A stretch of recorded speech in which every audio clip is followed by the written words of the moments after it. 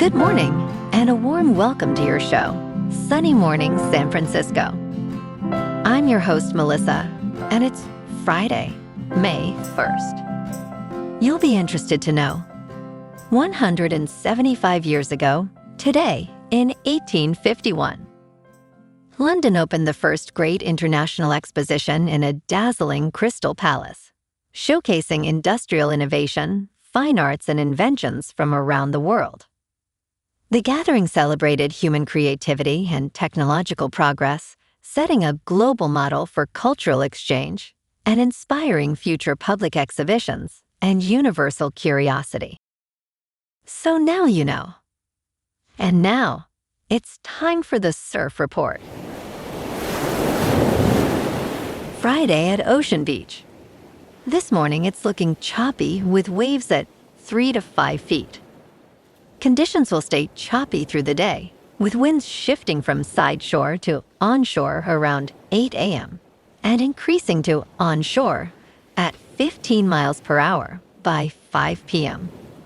Expect the swell to remain consistent throughout the day. Best time to ride is at 9 a.m. with a 2-foot incoming mid-tide when the west-northwest swell is 5 feet at 8 seconds and the onshore wind is 6 miles per hour. The first low tide on Friday will be minus a half foot just before 6 a.m., followed by a 4.5-foot high tide at 1.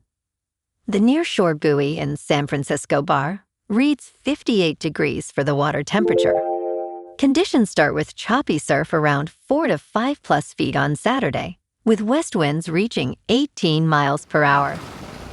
On Sunday, a slight improvement brings fair conditions with waves at 2 to 4 plus feet, though choppy at times. Monday sees the surf build to 5 to 7 feet, offering the best chance for cleaner faces, especially early. This morning, it's mostly cloudy, and it feels like 57 degrees, with 7 mile per hour wind. The sunset will take place at 8, and it will rise again tomorrow at 6:12. It looks like we're in for some mostly cloudy skies today, with a high around 60 and a mild breeze. Tonight, expect continued mostly cloudy conditions, with a low of 56 and light winds picking up a bit. Looking ahead in the weather. Saturday will be mostly cloudy with highs near 60 and west winds around 13 miles per hour, gusting to about 18 miles per hour. Sunday is partly sunny with highs near 60 and a slight chance of rain early Monday morning. Then Monday is partly sunny with highs near 61 and a slight chance of showers before 5 p.m. Bonjour, food enthusiasts. This podcast is brought to you by Versailles Cafe and Pastries in Encinitas. Nestled on El Camino Real South, just north of Encinitas Boulevard, this cafe is a haven for culinary delights. Indulge in their amazing Eggs Benedict or their gluten-free crepes. You can grab a panini for lunch or just breeze on through to get your morning coffee. They are open every day from 8 to 5. So stop on by and don't forget to tell them Sunny Morning sent you. In local news, check out the new Mosswood Recreation Center this weekend. Destroyed by fire a decade ago, the center will reopen to the public on Saturday morning. Mayor Barbara Lee, Councilmember Carol Fife, and other officials will speak and offer tours to community members from 10 o'clock in the morning to 12 o'clock in the afternoon. The 2016 blaze halted preschool, arts, cooking, and inclusion programs that had been held at the facility, which first opened in 1953. The new 2-story facility includes a social hall, classrooms, a kitchen, a computer lab, a maker space, and a terrace.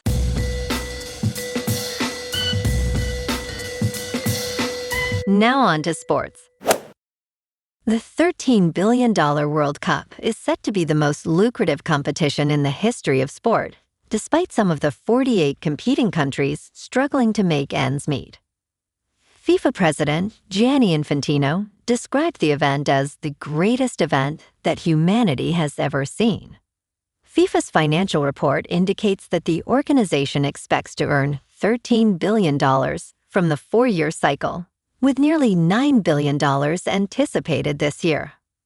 In comparison, the Paris 2024 Olympics recently generated $5 billion. Further details will be revealed on Thursday as Infantino discusses FIFA's budget for 2027 to 2030. In local sports, the Giants are in free fall. They got swept in a doubleheader by Philadelphia yesterday with back-to-back walk-off losses, the first time an MLB team's been walked off twice in a doubleheader in over 20 years. San Francisco is now 0-5 against the Phillies this season and have dropped 5 of their last 6 overall, sitting at 13-19. Manager Tony Vitello acknowledged execution lapses in crucial moments, including a decision to pitch to Alec Boehm rather than walk him that backfired. Despite the rough stretch, he maintained confidence in a bullpen that's been among the league's most effective. The focus is clear: stop the bleeding before falling further behind in a crowded division. The Giants head to Tampa Bay this afternoon for the first game of a 3-game series, first pitch at 4:10. Robbie Ray takes the mound against Shane McClanahan. San Francisco's offense has been particularly quiet in recent losses, so they'll need to be aggressive early and make McClanahan work. Meanwhile, the Warriors are navigating a critical offseason. Coach Steve Kerr met with owner Joe Lacob and GM Mike Dunleavy Jr. on Monday, but no decision's been announced on whether he'll return after the play-in loss. Golden State also faces major roster questions with Kristaps Porzingis heading to free agency after battling persistent health issues. Draymond Green, Al Horford, and DeAnthony Melton all hold player options, too. In top news, you are probably paying more for insurance lately. A new analysis suggests that Americans are being overcharged by $150 billion annually for home, auto, and business insurance.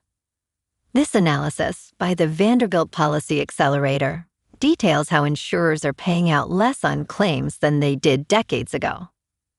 In 2024, for every $1 collected in premiums, insurers reimbursed 62 cents for claims, down from an average of 80 cents in the 1980s and 1990s.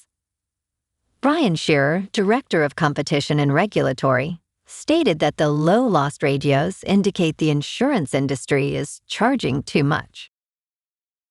In business news, credit expert warns borrowers about the American drain as new mortgage scoring models take effect. For millions of invisible Americans who have paid rent on time for years, but lacked a traditional credit score, the door to the American dream just swung wide open. However, one expert warns not to trip on the threshold. Following a landmark announcement from the Department of Housing and Urban Development and the Federal Housing Finance Agency to accept VantageScore 4.0 and FICO Score 10T, the mortgage industry is bracing for a surge of new applicants. Micah Smith, a leading credit repair influencer, says that while the inclusion of rent and utilities is a landmark shift, borrowers must be wary of the American drain. Smith cautions that the new models are more rigorous than many realize. He states, "People say getting a home is the American dream. I call it the American drain when you do not do it properly." The acceptance of VantageScore 4.0 represents the first major change to mortgage credit requirements in over 3 decades. In crypto movement, Bitcoin is down 3% for the week to $77,000. Ethereum is down 5% to about $2,000. And XRP is down 5% to $1.37. Moving on to a more local vibe. In our community spotlight on health and wellness, we are working with a national Pilates studio to bring you some free classes, so listen up. Check out Club Pilates, with several locations in the San Diego area. Pilates presents a comprehensive wellness approach, cultivating strength, reducing tension and elevating mental well-being. Scientific research affirms its benefits. So now you can check out Club Pilates for a free class, with locations in Encinitas, Solana Beach, Oceanside, La Jolla, and more. Just be sure to tell them Sunny Morning sent you by. And now, back to the show. Let's talk tech. In the Musk v. Altman case, a judge warns lawyers that artificial intelligence itself is not on trial. On April 30th, 2026, in Oakland, California, tensions rose during Elon Musk's testimony against OpenAI. Musk's attorney, Stephen Molo, raised concerns about the potential for artificial intelligence to cause human extinction, prompting Judge Yvonne Gonzalez-Rogers to refocus the discussion. Rogers emphasized the trial's focus on Musk's claim that OpenAI CEO Sam Altman betrayed public trust for personal gain. This lawsuit reflects a long-standing feud between the two former associates, filled with public disputes.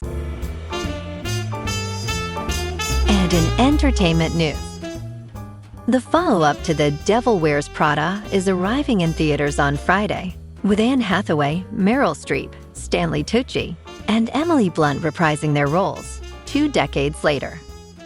This long-awaited sequel follows the original, adapted from Lauren Weisberger's 2003 novel, inspired by her experiences with former Vogue editor-in-chief Anna Wintour. The first film, featuring Hathaway as aspiring journalist Andy Sachs, grossed $327 million worldwide, becoming a lasting pop culture phenomenon. Critics describe the film as pretty and polished and preposterous. Well, alrighty folks, it's time for the quote of the day. And today, our quote comes from the American inventor and visionary, Thomas Edison. And he said, "Genius is 1% inspiration and 99% perspiration, highlighting the relentless effort behind human creativity and technological progress." And that's a wrap for this morning. You can check out our Instagram, YouTube, and TikTok for some captivating aerial videos with local news and the surf reports.